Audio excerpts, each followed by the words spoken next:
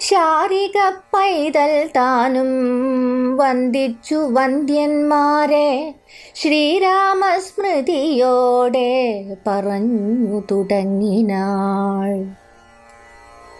കാരണനായ ഗണനായകൻ ബ്രഹ്മാത്മകൻ കാരുണ്യമൂർത്തി ശിവശക്തി സംഭവൻ ദേവൻ വാരണമുഖൻ മമ പ്രാരബ്ധ വിഘ്നങ്ങളെ വാരണം ചെയ്തിടുവാനാവോളം വന്ദിക്കുന്നേൻ.